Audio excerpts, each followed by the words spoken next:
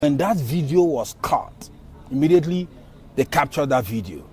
A lot of things went into motion immediately. When the group, the non-profit organization called Black Lives Matter, saw that picture, immediately, the very minute they saw that picture, immediately it presented to them a narrative that they've been trying to drive for a long time. And you have to understand that the Black Lives Matter is a movement that is designed exclusively for one thing: to dismantle the family. And the blood of the black family are you talking about? The family unit. The family. Oh yes. To dismantle the family. Yes, the family structure. They're a bunch of anarchists. Let me tell you what I mean. These women were raised by women. They were never raised by fathers. As a result of that, there is an innate hatred that they have for males. That's why they are all lesbians. No, don't make a case. You're mixing two stories now. You don't understand what is going on. Me Too, and there's a story of Black Lives Matters. No, we're not talking about this is not Me Too now. I'm not talking about Me Too. Black Lives Matter. I'm talking about, especially this case we're talking about here. No, you know there are two different things. Me Too is about heterosexual sex, so I'm not talking about that. It has nothing to do with this. Listen very carefully. I'm with you. I want to cut I told you there are 4 players in this game.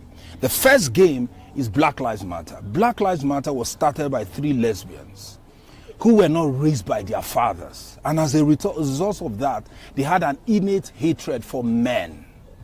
Now, they wrote in their modus, in their motto, that what we are here as an organization is to organize the family in such a way it will be led by women only. Even if we have daughters and sons, only women will lead them. And as a result of that, our society will be better off not having men at the helm. So when they saw that video, because you have to understand the agenda was for them to dismantle the societal structure of the male being the head of the home. And how to dismantle it is to get him in jail. And the number one way to get him in jail is for him to rebel against authority.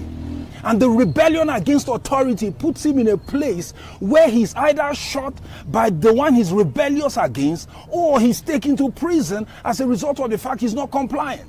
So Black Lives Matter had an agenda.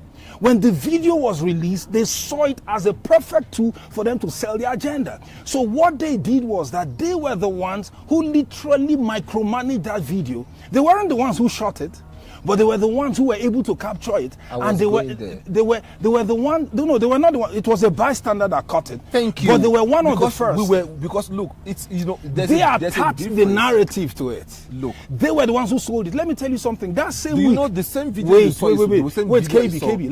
Listen. That same week, that same month, there were other perps who were also knelt upon. And not all of them died, but they also put maybe in even more dire situations. For that long. But the reason why you never heard of it was because it was not done to a black man. They needed the person to be black in order to feed the agenda, because see, let me tell you something. There is a consensus out there that the black male is very explosive. He's not deep. So when you tell him anything, if he gets emotionally triggered, you can capture that energy very quickly. And the Black Lives Matter saw exactly that the black male fell right into that narrative. That's why there were other people who were knelt on by white cops, but because they were not black and they didn't die. Remember, if the man had not died, this conversation would have never arisen. But because he died, that's why I'm telling you, what the cop did by kneeling on him for that long, he should not have done that. But the cop did not know the man had a cocktail of drugs in him. The man was being erratic, but the cop did not know that he was reacting, because at that point in time, there was already a lot of pressure on his lungs. You're still not getting one point. It's you that is not getting it. Because you see, Black Lives Matter has already colored us in. Based on the video we saw, look here. Look, I respect what you're saying, and I'm really on your side, because look, if you want to, I don't have a side. To be honest, I don't have a side. To me now, I just want to be in the centrality of all things. It seems to me as though you're on the policeman's side more than that of George Floyd. Do you know why so? Because look, no matter how, there's no how. If we're talking the about policeman, hold on, sir. If we're talking about American police here, we know those guys are like they are of the high rank, right? Because because of the kind of training and all that. Everybody definitely know.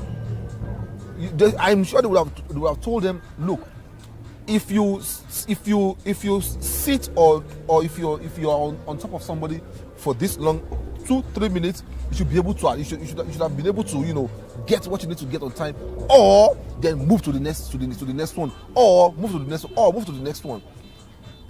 I don't believe the police department will tell them, okay, you can sit on him as long as an hour. What you don't understand is that the police training is not dependent on length or time. Is his response. If the perp acquiesces in 5 seconds, then you arrest him and cuff him in 5 seconds and go. The dude was done and was saying, I can't breathe, and yet this dude and the other guy on top was still looking like this. Okay, so what do you have to do? Now, we all saw the now video. Listen, this is what you are not getting. The cop has not drugs, he has this, he has that. But how would the cop know? How would he know that the guy his lungs are already 90% gone? He was saying, remember, this is a procedure they did all the time, and a lot of people also come out of that situation and nothing happens to them. Do we not have some submissive words, like some words that you will hear? Look, if I come to you now and I point a gun at you now, right? If I say and you tell me, hey, then shoot, I know you're not scared of that. But if I come to you with a gun and I said, okay, hey, your money, everything, and you're like, bruh, you don't have to shoot. I can hear that you are submissive in a way, but you still don't want to give up everything that much. I can see there's a level of humility in your voice. You understand what I'm saying? So the guy down there was busy saying, okay, I can't breathe. Get up a little bit, let me breathe. For the guy could hear. A police is not a welfare officer. He's not a compassionate creature. The other dude behind the camera was saying, an executor of force.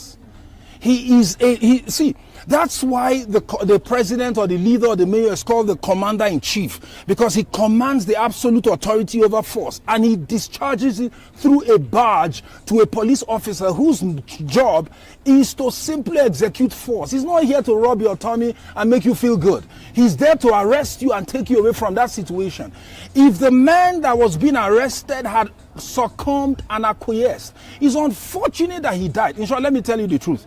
The cop in himself didn't do too right by kneeling on him for so long, but the cop did not know the man's lungs was about to collapse. But was he not supposed to be listening to what the guy was saying? The procedure. Okay, this guy. The guy was erratic because he was high on drugs. That's why the cop couldn't read the situation. That's number one. Number two, the cop occasioned his death, but the cop did not kill him, because there was no intent to take out his life. The intent was to arrest him, but he ended up dying because there were a lot of factors that led to his death. The point we're treating here is, how do we decipher the right information?